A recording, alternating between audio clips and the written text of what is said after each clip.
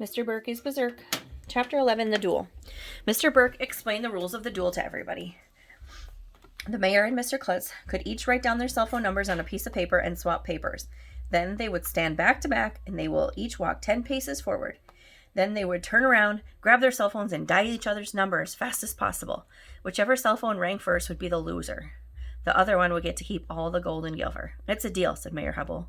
Deal, said Mr. Klutz. I'm betting your smartphone is smarter than your smartphone. I'm warning you, said the mayor. I'm pretty quick on the dial. No namby-pamby Gilver rustler can outdial me, said Mr. Klutz. Mr. Burke told Mr. Klutz and Mayor Hubble to stand back to back. Look, their butts are touching, I whispered. Quiet, Arlo, shouted Andrea. Ready, set, go, said Mr. Burke. Mr. Klutz and Mayor Hubble started pacing away from each other. 1, 2, 3, 4, 5, 6, 7, 8, 9, 10. Then they both spun around. Fill your hand with your yellow belly phone, Slinger, shouted Klutz. Both of them grabbed their phones off their belt loops and started punching in numbers frantically. And then they pointed their phones at each other and waited for them to ring. I know what you're thinking, Mr. Klutz said. Did you punch in 7 numbers or 6? Well, to tell you the truth, in all excitement, I kind of lost track myself. But you've got to ask yourself one question. Do you feel lucky? Well, do you, punk? Then Mr. Klutz's cell phone started ringing, playing the hokey pokey. No, he shouted. Ha-ha, nice try, Klutz, Mayor Hubble said, blowing on his cell phone. Better luck next time. Now all the gold and silver is mine. Adios, amigos. I must skedaddle. The mayor got in his limo with his Secret Service agents and drove away. For a few seconds, nobody said anything. We were all in shock. And then Mr. Mackey stepped forward. Dag nabbit, he shouted. That scaly wagged on vamoose with our gold and silver. If I get my hands on him, I'm going to stretch that no-good outlaw's neck. Come on, fellers. We'll head him off in the pass. Who's with me? No thanks, said Miss Ruby. I've had enough violence for the day. Violence is not the answer, said Miss Laney.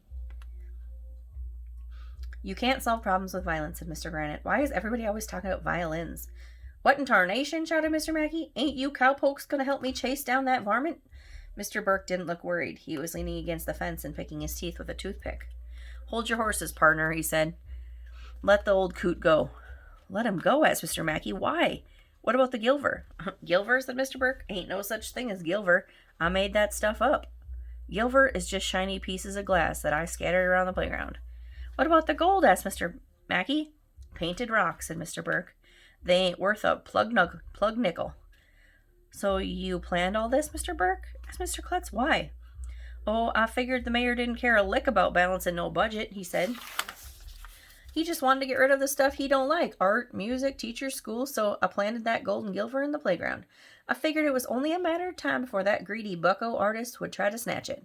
The cops will pick him up soon enough. Well, that's pretty much what happened. The police tracked Mayor Hubble down and took him to jail. Maybe he'll be there for the rest of his life. Maybe we'll raise enough money to bring back the art and music programs. Maybe all the men will shave their beards and stop saying yee-haw. Maybe everybody will stop talking about violins. Maybe they'll turn the water fountains back on and put toilet paper in the bathrooms again. Maybe we'll get the monkey bars back from Rent-A-Monkey Bars. Maybe the teachers will get to keep the hot tub that isn't in the teacher's lounge. Maybe Mr. Klutz and Mr. Burke will fight on the seesaws. Maybe I'll become principal and toast marshmallows. Maybe cannibal zombies will come out of the playground railroad and eat our brains. Maybe there will be a TV channel that shows nothing but stuff being blown up all day. And maybe they'll be able to fill a big hole in the playground. But it won't be easy, partner.